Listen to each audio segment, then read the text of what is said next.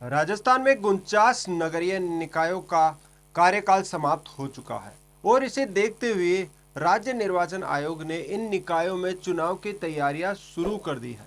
इन निकायों में नगर निगम, नगर परिषद और नगर पालिकाएं शामिल है। हालांकि राज्य निर्वाचन आयोग ने सभी जिला निर्वाचन अधिकारियों को 7 दिन के अंदर वोटर लिस्ट तैयार करने के लिए कर्मचारियों की नियुक्ति करने के निर्देश दे दिए हैं। बता दें कि राजस्थान की भजनलाल सरकार ने प्रदेश की जनता से स्थानीय निकायों के चुनाव एक साथ कराने की बजट में घोषणा की थी, लेकिन राज्य निर्वाचन आयोग के अधिकारियों को दिए गए निर्देश के बाद राजस्थान में निकाय चुनाव को लेकर खबरें सामने आई है कि यह चुनाव एक साथ नहीं होंगे।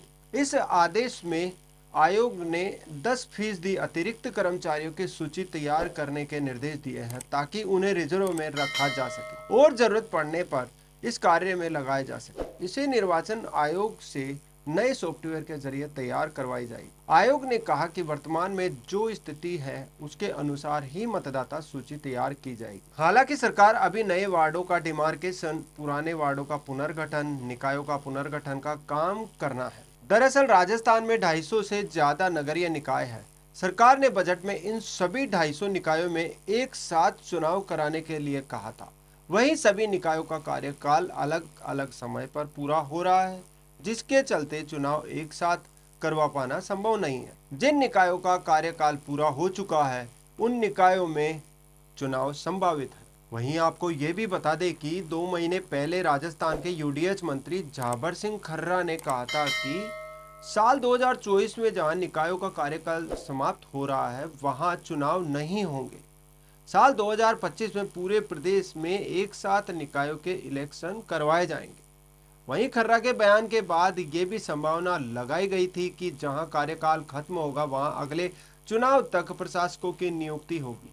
हालांकि नवंबर में जिन 49 निकायों का कार्यकाल खत्म हुआ है वहां ऐसी कोई नियुक्ति नहीं की गई है।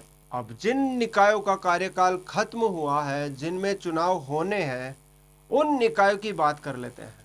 तो सबसे पहले नगर निगमों की बात की जाए तो 5 नगर निगम बीकानेर, अलवर, भरतपुर, पाली और उदयपुर में निकाय चुनाव होने हैं। वहीं 20 ऐसे नगर परिषद है जिनका कार्यकाल खत्म हो चुका है, जिनमें श्री गंगानगर, सिरोही, टोंक, सीकर, नीमका थाना, डीडवाना, मकराना, फलोदी, जैसलमेर, झुंझुनू, हनुमानगढ़, जालोर, बालोतरा, बाड़मेर, चित्तौड़गढ़, चूरू, भिवाड़ी, पुष्कर, बांसवाड़ा और ब्यावर शामिल है। अब अंतिम निकाय की बात की जाए तो 24 नगर पालिकाओं में, जिनमें राजगढ़, सूरतगढ़, नसीराबाद, थानागाजी, महवा, खाटूश्याम जी, माउंट आबू, पिंडवाड़ा, शिवगंज, बिसाऊ, पिलानी, सुमेरपुर, कानोड़, प्रतापपुरगढ़ी, निम्बाहेड़ा, नाथद्वारा, आमेट, रूपवास, भीनमाल, कैथून, सांगोद, छबड़ा और मांगरोल शामिल है। इनमें चुनाव होने हैं। तो चलिए निकाय चुनाव के कुछ बिंदुओं की चर्चा कर लेते हैं। चुनाव की प्रक्रिया। इन 49 नगरीय निकायों में जल्द ही अधिसूचना जारी कर चुनाव की तारीखों की घोषणा की जाएगी। राज्य निर्वाचन आयोग इन चुनाव को पारदर्शिता और सुचारू रूप से संपन्न कराने के लिए पूरी तैयारी कर रहा है। प्रभावित निकाय। कार्यकाल समाप्त होने वाले निकायों में बड़े शहरों से लेकर छोटे कस्बों की नगरपालिकाएं शामिल है। इन निकायों में नई सरकार के गठन के लिए जनप्रतिनिधियों का चुनाव किया जाएगा। आचार संहिता।